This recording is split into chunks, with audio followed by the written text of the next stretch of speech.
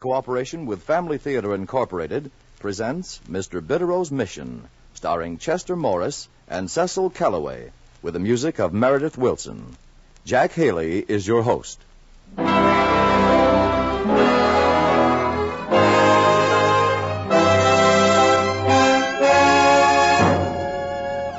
More things are wrought by prayer than this world dreams of.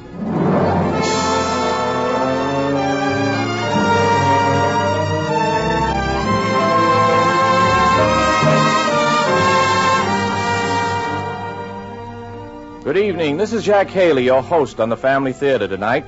I imagine lots of you people are still a little puzzled about this program. You want to know what's behind it, who puts it on, who's the sponsor. Well, it's simple. Family Theater is put on by a group of people here in Hollywood who believe as you do in a wonderful ideal, a happy American family.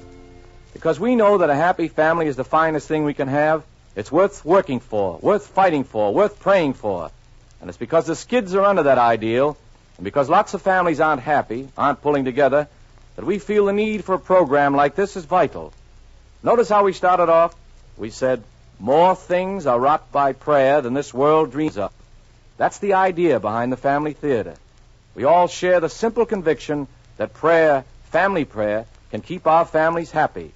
For a family that prays together stays together. So don't be afraid. Ask God for His help. He won't let you down.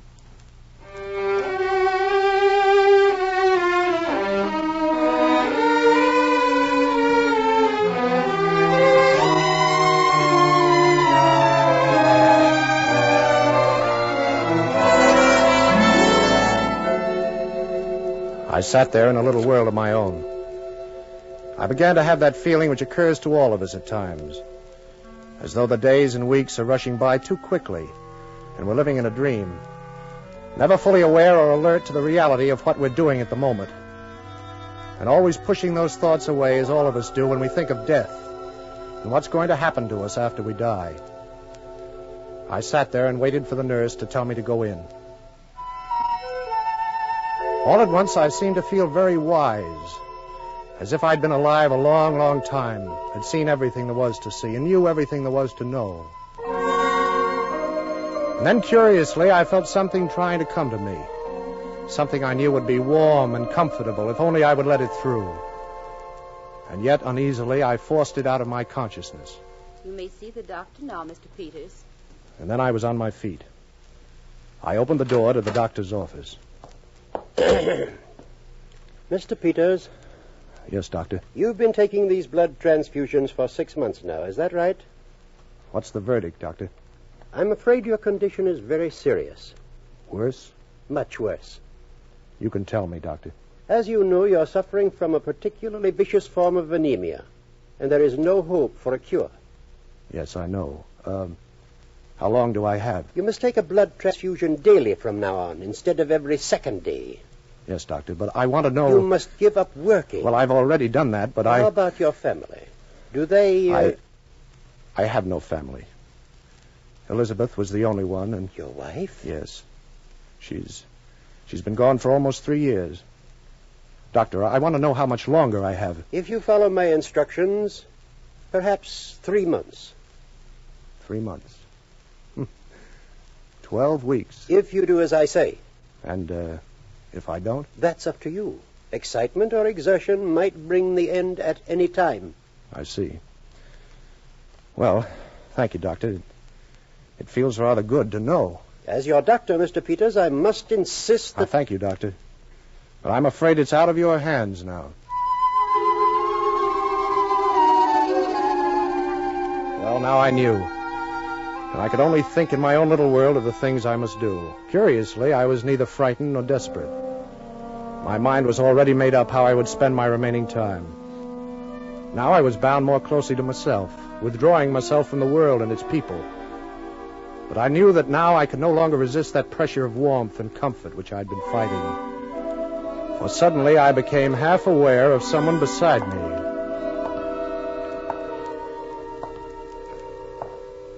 Well, Clyde? Oh. You see me now? Yes, of course. And you can't force me into the background anymore, out of your thoughts. No, I guess not. You know, back there in the doctor's office, I knew that you would be able to see me. But I didn't want to embarrass you because, of course, the good doctor couldn't see me. Oh. I think I understand. Good. Where do we go from here? We? Yes. I'm going to be your companion from now on. What for? You're so near the end, Clyde. Nothing must happen to you. Who are you? My name? My name is Bidderoe. James. No, I don't care about your name. I want to know what you are. I'll tell you. Down. And strangely, I had only a half curiosity about the man. I found it difficult to get out of my shell of thoughts, the prison of my emotions.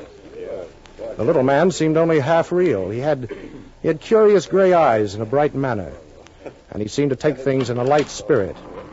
And yet there was something strange about him. He stood next to me in the elevator, and nobody seemed aware of him but myself. His legs stretched out as he kept pace with me. That's another time I didn't want to embarrass you, Clyde. Those people in the elevator wouldn't understand if they heard you talking to no one in particular. Oh, then they can't hear you? No. Or feel you? No. But you asked what I am. Well, never mind, Mr. Bidderoe. Bidderoe. James R. Bidderoe. Oh. I had enough trouble with my name during my lifetime, and I thank you, too. What's the matter? It's just struck me, Clyde, you're not paying any attention to me. You're thinking about what you're going to do these next 3 months. These last 3 months, you mean? Next 3 months, Clyde. There's nothing final about them. I see. Well, whichever it is, I'm going to kill a man. You see, Clyde, that's why I'm here.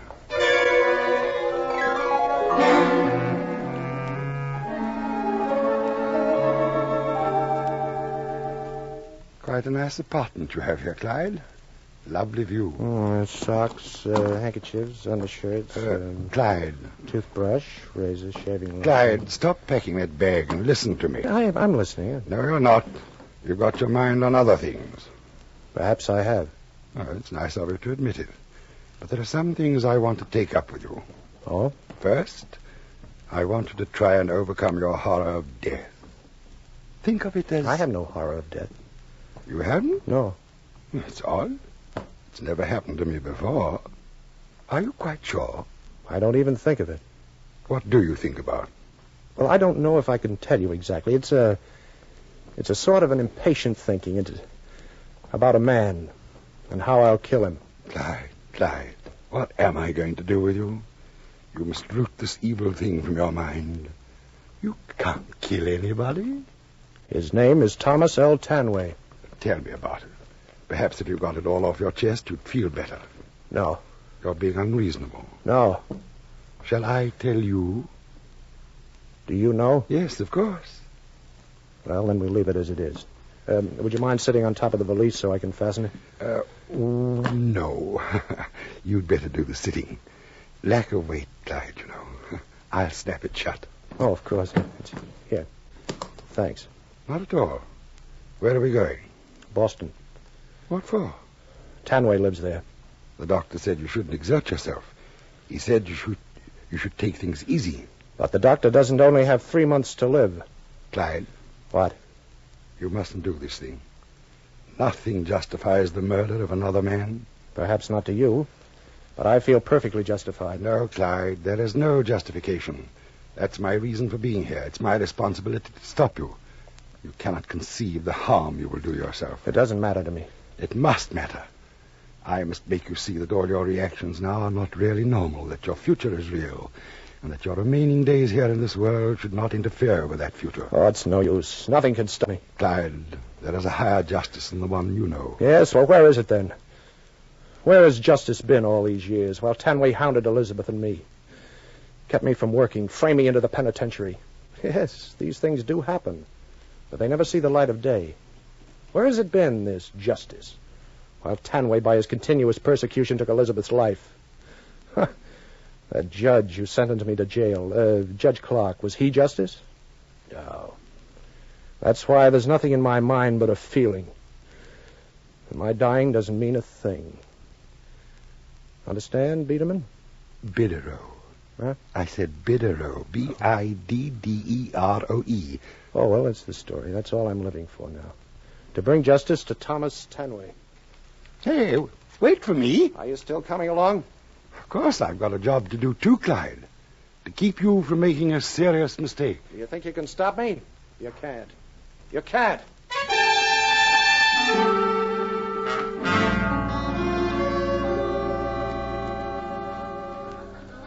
I'd like to see Mr. Tanway, please. Your name, please? Clyde Peters.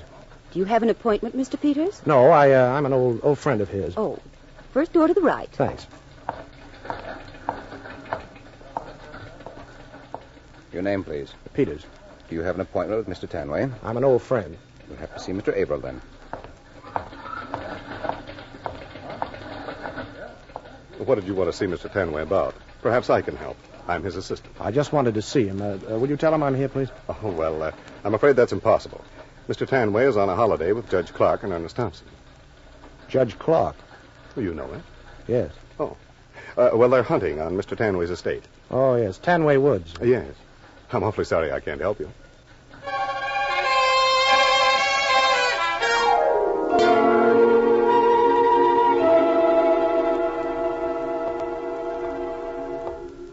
I knew he wouldn't be there. How did you know? Oh, just a feeling. Now we can give this thing up, Clyde. You've tried and... I'm going to Tanway Woods. Now, Clyde, don't be obstinate. Don't forget your blood transfusion. I haven't forgotten. How can I? My body doesn't let me forget for a minute. I'm on my way to the hospital now, and then I'm going to find Tanway.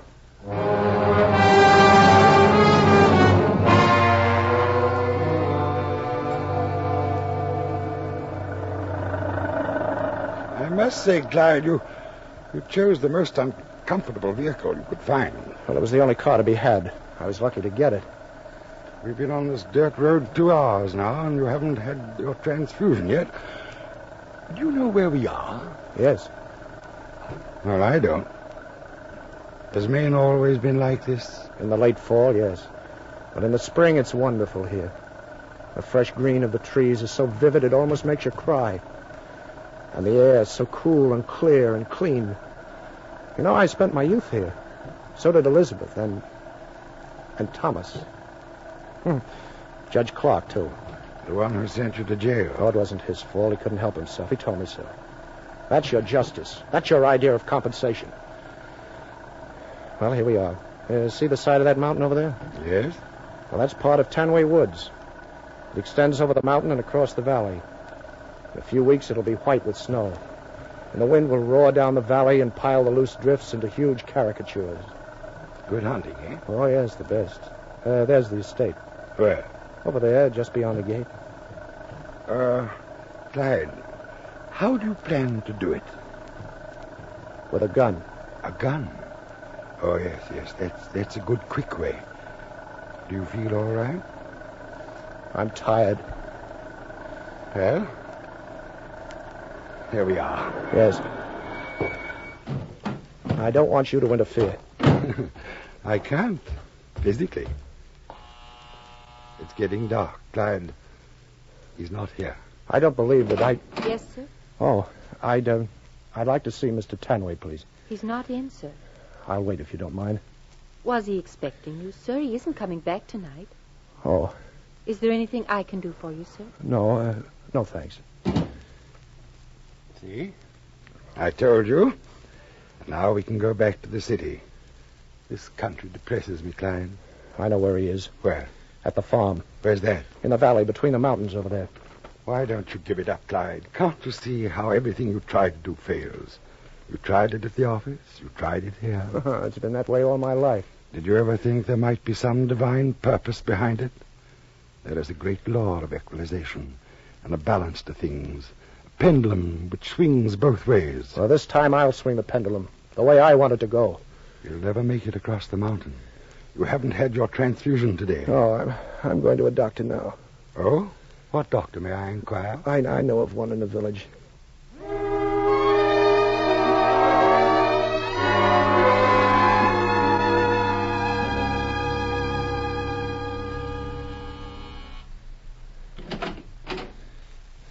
Hello?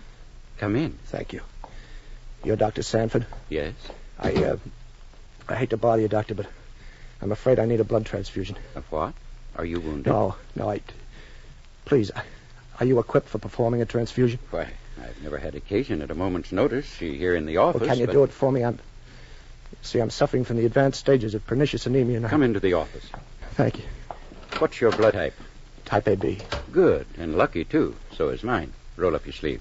Well, but isn't there somebody who... Nobody I can call on. Roll it up. Doctor, I can't tell you how... No need to. This is an emergency. Here, hold this a moment. There. Now, give me your arm. Yes, Doctor. Okay. Now tell me how you let yourself get in a fix like this. I didn't think I'd be in this fix. I expected to be back at the hospital in Junction City before now. How often do you take these? Every day. You must have overtaxed your strength. I presume you know you must not exert yourself in any way? Oh, yes. Oh. What's the matter?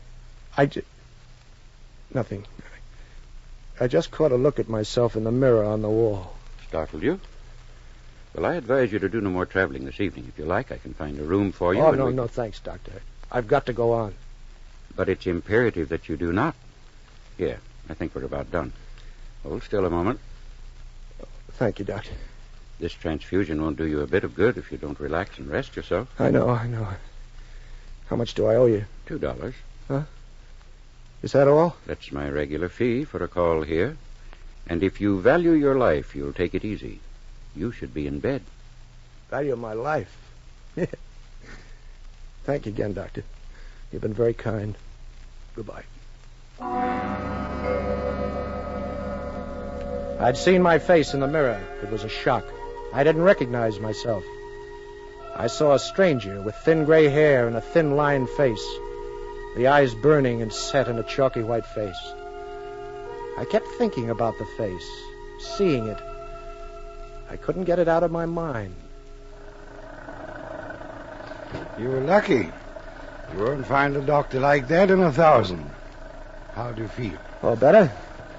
Tell me, Bedford, why don't you have any feeling about what's coming? Oh, I just don't, that's all. Oh, you wouldn't tell me even if you did have it. I have a job to do. You're making it very difficult for me. Well, this is the last lap. This is the last effort I have to make. This is the last thing I want to do. You can't stop me. You can't.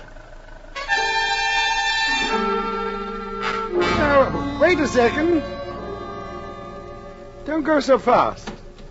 It's dark. You've got a long way to go, and you'll never make it. I'll make it.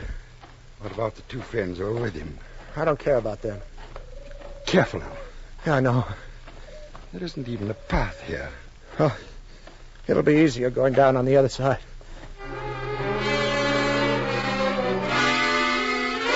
Look out, you almost stumbled on that root. I know, I saw it. It's very dark here. You're tired? Yes. We can still go back. No. You'll have surcease from pain and suffering. Believe me, this killing you're so intent upon will mean nothing to you later. It will not affect you or your peace of mind one bit when you're... No. You'll forget it, I'm sure you will. It'll mean nothing, and you will be glad that you triumphed over the desire for revenge. No. You will be my first failure, Clyde, if you persist.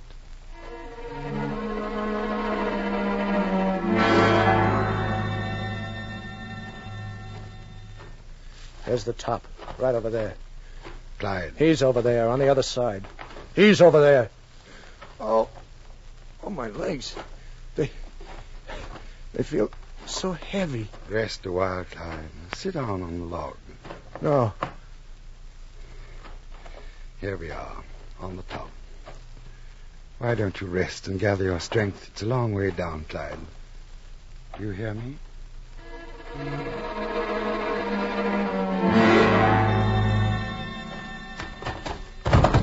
Oh! My ankle. Twisted? Yeah. Yes, but I think it's all right. Your strength is failing. You see the farm? It's not far now. Clyde, your strength is gone. You can't continue on heart alone. Your strength is gone. You can hardly breathe. Only a little while.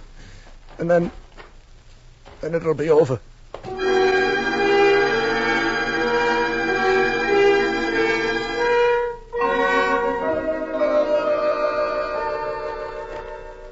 There it is. Careful. Just a little more. First you must rest. Here. Sit down. Catch your breath. Yes, I must rest. Yes.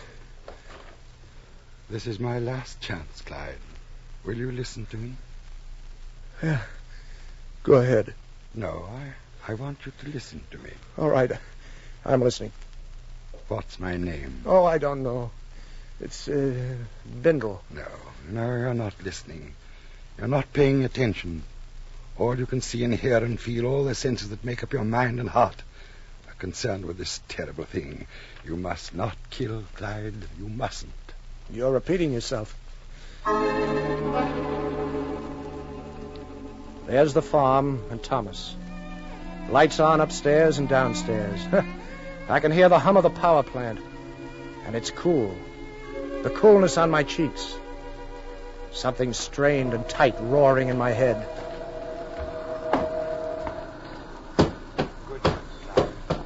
Thank you, Bidderoe. Who the devil it... Clyde Peters. Well, who would have expected you? Haven't you been waiting for me, Thomas? I can't deny it. Come in. Sit down, Clyde.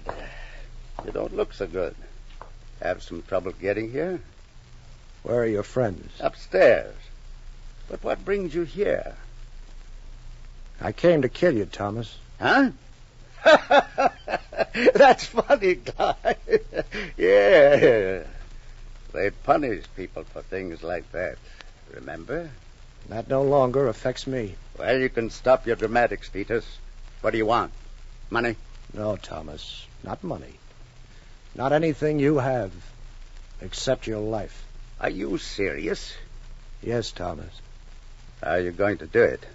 My rifle's on the table. You're not even armed. I have a gun in my pocket. Before you make a move in that direction, you'll be dead. No, wait a minute, Peters. People just don't do these things. Not to you, Thomas. Not up to now, anyway. You see, I've wasted my life trying to fight against your money and influence, while I watched Elizabeth suffer, so that 1,000 times I thought of killing you and myself, but I didn't have the courage. Didn't want to do anything that would hurt Elizabeth. You kept a sword over my head all this time. But now it's over your head, Thomas. How does it feel? It isn't pleasant being aware of it, is it? Just think how it must have felt to me the last 25 years. Listen, I'll do anything you say, but keep away from me. Anything, Thomas? Yes, anything. I'll give you money. Do anything you say. Just don't shoot. Give me back Elizabeth, Thomas. Give me back all those years. Well, wait a minute, Clyde. Just a minute. Give me a chance.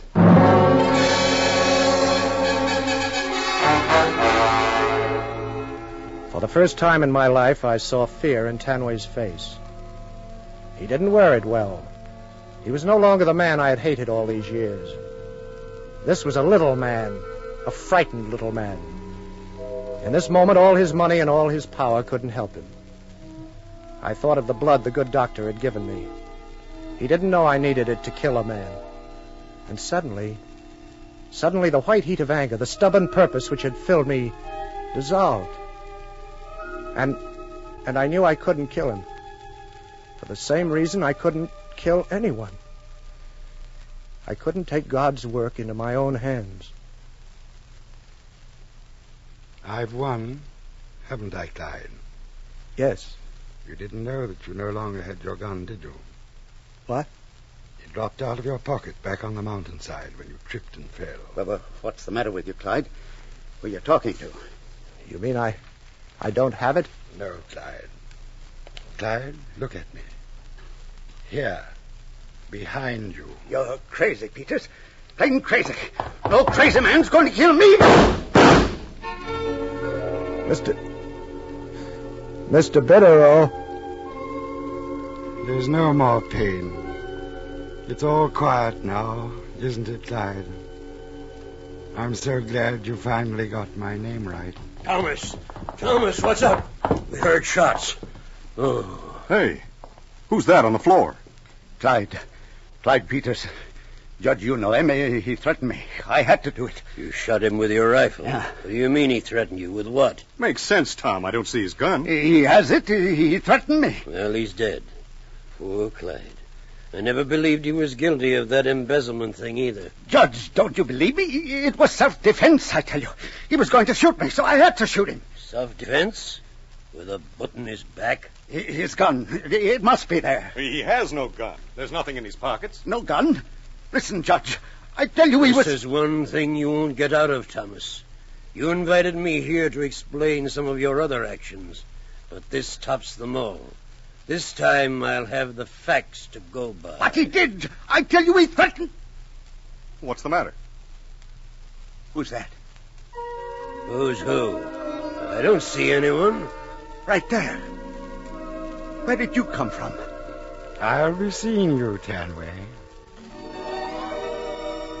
Well, Clyde, whatever Mr. Bidderoe was, or whatever you thought he was, he made this story end his way, didn't he? And, Clyde, you can thank heaven for that.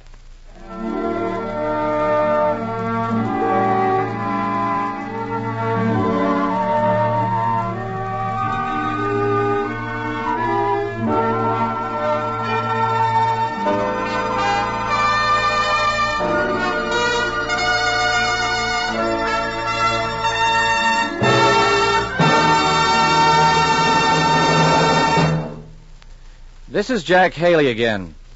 You know, I think we're all convinced that the American way of life is the best there is. We wouldn't trade it for anything. The American way of life is based on a lot of beliefs. Beliefs in things like democracy and freedom. But deeper than that, the American way of life is based on individuals. People like you and me.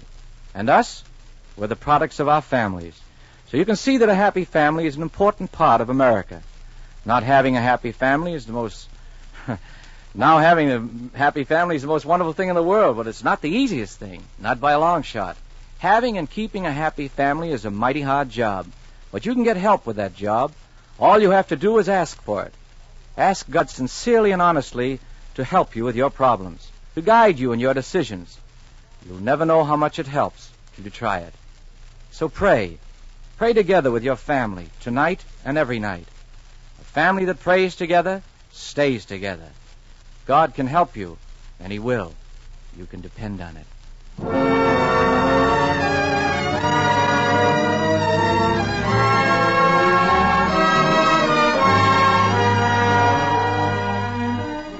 Before saying goodnight, I'd like to thank Chester Morris for his performance as Clyde and Cecil Kellaway for his portrayal of Mr. Bidderoe.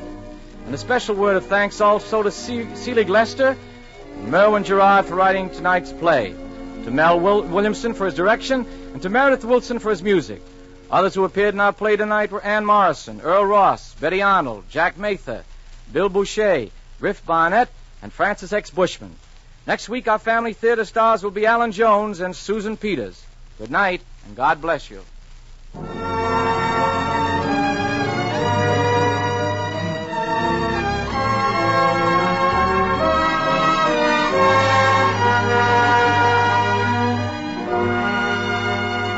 This series of the Family Theater broadcast is made possible by the thousands of you who felt the need for this kind of program, by the Mutual Broadcasting System, which has responded to this need, and by the actors and technicians in the motion picture and radio industries who have volunteered their services to fulfill it. This program is heard overseas through the facilities of the United States Armed Forces Radio Services.